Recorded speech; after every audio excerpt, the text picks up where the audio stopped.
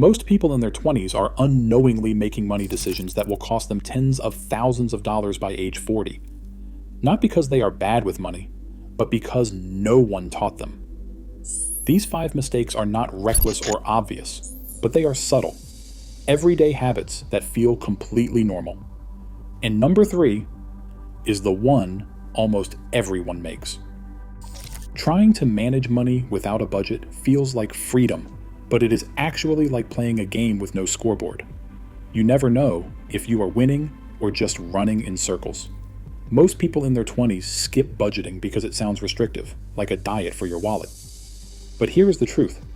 A budget is not a cage. It is your playbook. It tells you where your money goes so you can actually keep some of it. The simplest way to start is to use the 50-30-20 rule. That means 50% of your take-home pay covers needs, 30% goes to wants, and 20% gets saved or pays down debt. Even just tracking your spending for a month can be an eye-opener. People who follow a structure like this boost their savings and cut over spending, according to national surveys. No budget means no plan, and no wealth. If you want to build wealth, you need to know the score. That is what a budget gives you. Control, not limits. Sam started his first real job at 24, earning $60,000 a year. When human resources handed over a stack of forms, he skipped the retirement plan, figuring he would sign up later. What Sam did not realize was that his employer offered a 3% 401k match. That's $1,800 of free money just for showing up and contributing the minimum. Not a bonus, not a raise. Literally money that disappears if you do not take it. Over a single year, skipping that match means Sam gave up $1,800. Over a decade, with even basic investment growth, that later decision can snowball into tens of thousands lost. Most US companies offer a match like this, but about 1/3 of eligible young workers never claim it. The fix is embarrassingly simple.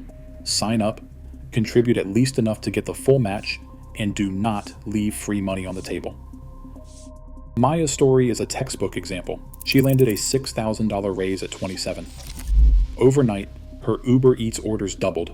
She swapped her old phone for the latest model and started eyeing pricier apartments. The extra money felt like freedom, but by the end of the year, her savings hadn't budged. Studies show that after a raise, most people spend about 70% of it without thinking. That's not a character flaw, it's how our brains are wired, and social media only turns up the pressure. The fix?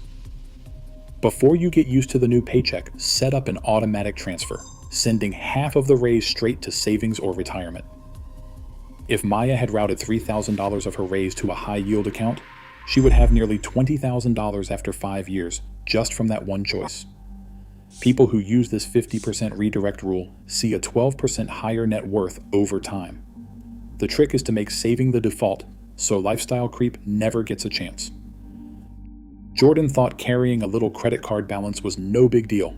After all, it's just $1,000, less than some people spend on a phone. But here is the catch. That $1,000 at a 24% annual percentage rate racks up about $240 in interest in a single year. With monthly compounding, it's even worse. Most cards charge interest every month, so you end up paying interest on your interest.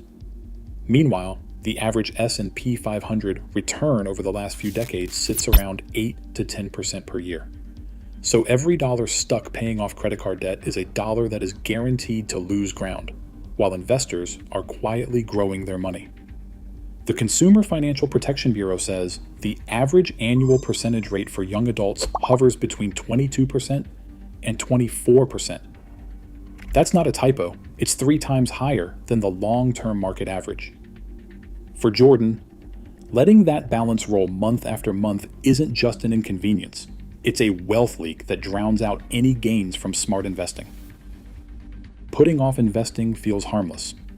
You tell yourself you will start when you make more, or you need to figure it all out first. But here is what the math says: waiting. 10 years to start investing just $200 a month can cost you up to $200,000 by retirement. That's not a typo. It's the real cost of letting time slip by. With a 7% average return, Starting at age 25 and sticking to $200 a month grows to nearly $480,000 by age 65. Wait until age 35 to start? You end up with about $226,000. That's a $250,000 gap, all from waiting. The habit beats the amount. Even if you can only swing $50 or $100 a month, building the routine now is what counts. The earlier you start, the more compound interest does the heavy lifting. You do not need a finance degree or a big paycheck to get going.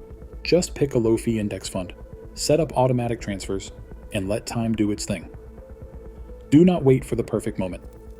The cost of waiting is invisible now, but it is painfully real later. Start with whatever you have, and let consistency build your wealth.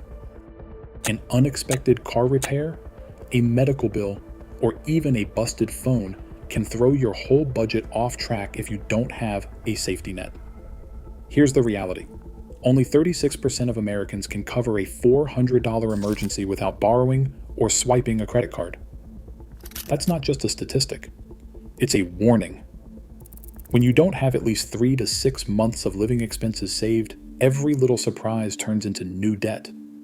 High interest cards fill the gap, and suddenly you're paying way more than the original bill. The fix is simple, not easy.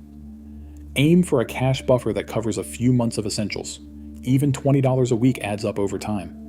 Build that wall now so the next curveball doesn't knock you into the red. Right now, every small money move stacks up, good or bad. The habits you build today decide your freedom tomorrow. Your future self is counting on you. So what is your next step?